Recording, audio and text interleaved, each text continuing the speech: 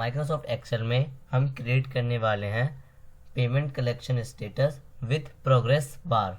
Progress bar के साथ हम पेमेंट कलेक्शन स्टेटस को बनाएंगे। इसके लिए सबसे पहले क्या करते हैं, यहाँ पर हम लिखेंगे सीरियल नंबर, यहाँ हम लिखेंगे कस्टमर नेम,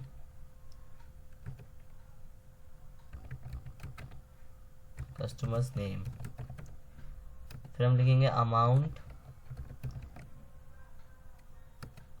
फिर हमें लिखना है चेक बॉक्स,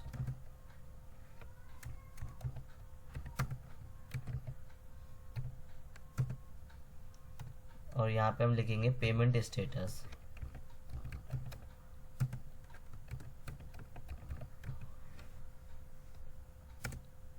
इतना करना है। फिर यहाँ पे हम एक सेल छोड़ने के बाद यहाँ लिखेंगे टोटल कस्टमर, और यहाँ पर हम लिखेंगे टोटल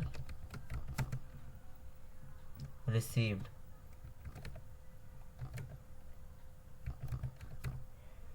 देन यहाँ लिखेंगे टोटल पेंडिंग, और यहाँ पे हम लिख लेंगे परसेंट।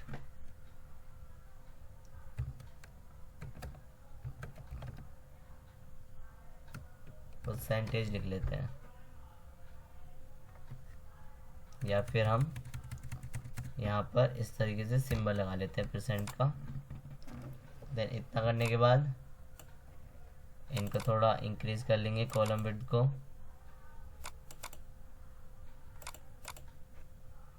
डबल क्लिक करके कॉलम विड्थ को थोड़ा इंक्रीज कर लेंगे।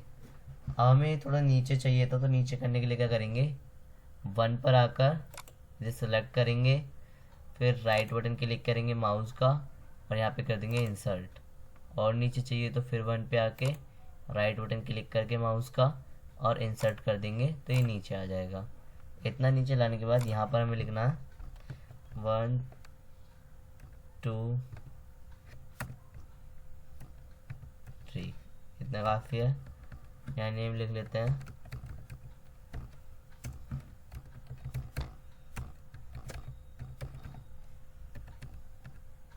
या अमाउंट,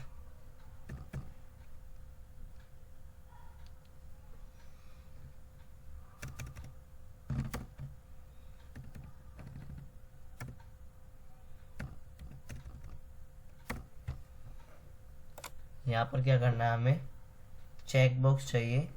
तो वो चेक बॉक्स हमें कहाँ पे मिलेगा, चेक बॉक्स हमें मिलेगा यहाँ से हम जाएंगे डेवलपर ऑप्शन में, डेवलपर ऑप्शन में जाने के बाद इंसर्ट करेंगे, यहाँ से हमें थर्ड वाला शेप जो है चेक बॉक्स ये वाला ले लेना है और इसे इस तरीके से ड्रॉ कर लेना है।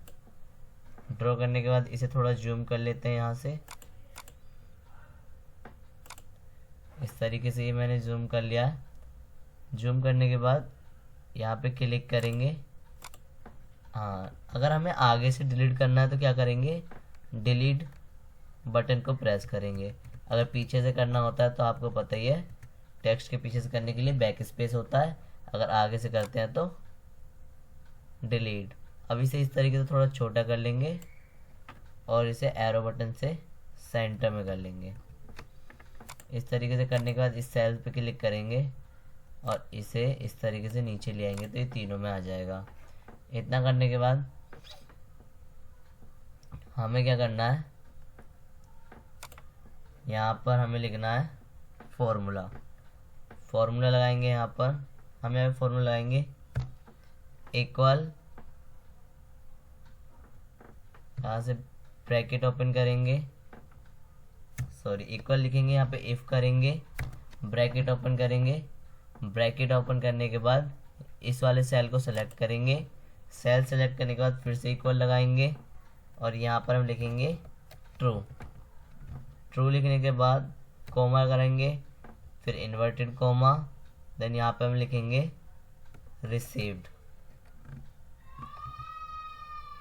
रिसीव्ड, फिर इन्वर्टेड कोमा, फिर कोमा, तो इन्वर्टेड कोमा स्टार्ट करके लिख देंगे, नहीं तो पेंडिंग। अगर ट्रू है रिसीव, नहीं तो पेंडिंग, ब्रैकेट क्लोज करके एंटर कर देंगे। एंटर कर दिया। अब हमें क्या करना है, इसे जस्ट इस तरीके से स्क्रॉल कर लेना है नीचे। स्क्रॉल करने के बाद हम क्या करेंगे, इस बॉक्स पे राइट क्लिक करेंगे, फिर माउस का राइट बटन क्लिक और फॉर्मेट कंट्रोल पे जाकर यहाँ से सेल लिंक कर लेंगे इस ये वाला और ओके कर देंगे। देन ऐसे ही दूसरे पे करना है, पहले इसे टिक करेंगे, राइट बटन माउस का, फॉर्मेट कंट्रोल पे जाएंगे, सेल लिंक करेंगे हम ये वाला, ओके कर देंगे। इस पर क्लिक करेंगे, राइट बटन माउस का, फॉर्मेट कंट्रोल, सेल लिंक और यही वाला सेल सेलेक्ट कर लेंगे। इस तरीके से करने के बाद हमें क्या करना है, इस ट्रू को हटाना है, तो ट्रू को हटाने के लिए इसे सेलेक्ट करके इसका कलर कर देंगे वाइट। यहाँ पे जाके इस टेक्स्ट का कलर कर दिया हमने वाइट, तो यहाँ से ट्रू जो है वो दिखेगा नहीं हमें। इतना करने के बाद यहाँ पे हम आएंगे, देख सकते हैं सही से काम कर रहा है, अनटिक है तो पेंडिंग और टिक है तो रिसीव्ड। अब यहाँ पे हम करना है टोटल कस्टमर कितने हैं, तो यहाँ पे हम एक फॉर्मूला लगाएंगे इक्वल काउंट ए, ये वाला फॉर्मूला लगाएंगे काउंट ए। अब यहाँ ऊपर जाएंगे, यहाँ पे हमें फॉर्मूला लगाना है काउंट ए। काउंट ए लगाने के बाद ब्रैकेट ओपन करना है, ब्रैकेट ओपन करने के बाद हम कस्टमर जितने हैं वो सेलेक्ट कर लेंगे इस तरीके से। कस्टमर सेलेक्ट कर लिए, सेलेक्ट करने के बाद ब्रैकेट क्लोज करेंगे और एंटर कर देंगे। एंटर कर दिया, 3 कस्टमर तो 3 आ गया।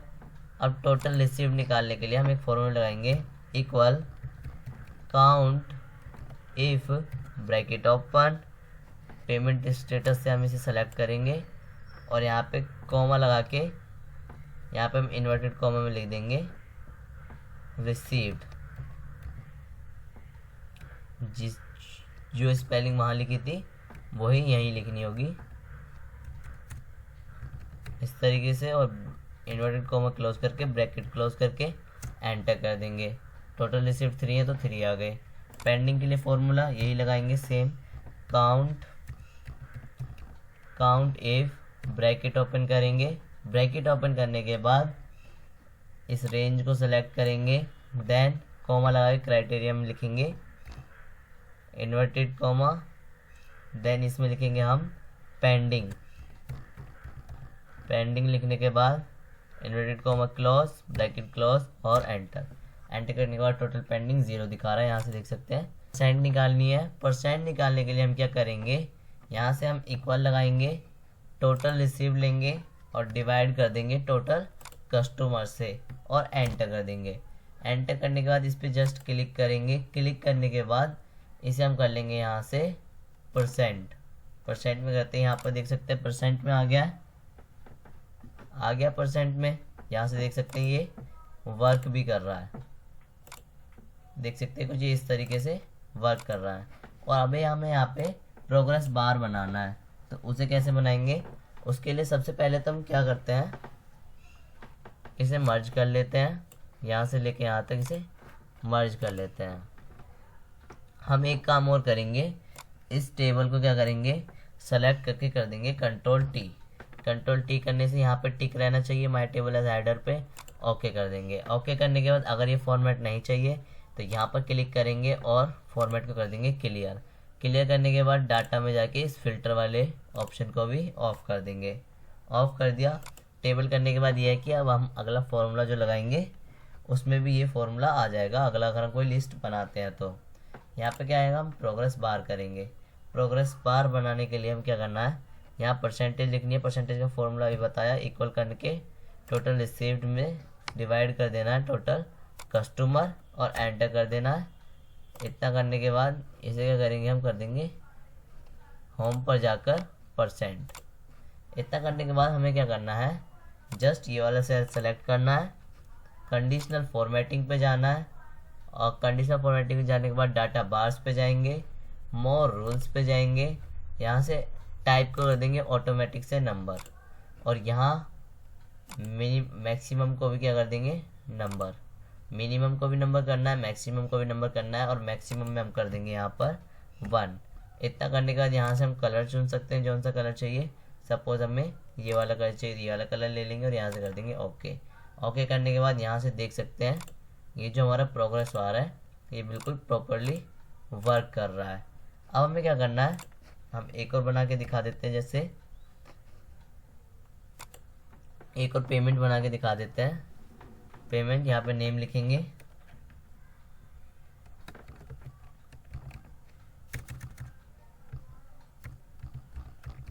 इस तरीके से अमाउंट लिखेंगे। यहाँ पे हमें चेक बॉक्स लाना पड़ेगा, तो इसे इस तरीके से ड्रैग करेंगे, इस पर राइट क्लिक करके फॉर्मेट कंट्रोल पे जाएंगे और यहाँ से हम सेल लिंक कर लेंगे ये वाला और ओके कर देंगे। इतना करने के बाद देख सकते हैं प्रोग्रेस बार एकदम वर्क कर रहा है। और इस तरीके से हम बना सकते हैं payment collection status with progress bar. देख सकते हैं प्रोग्रेस बार इस तरीके से ये चल रहा है। ऐसे हम बॉर्डर भी कर सकते हैं, यहाँ से ये इस तरीके से प्रोग्रेस बार हमारा काम करता है।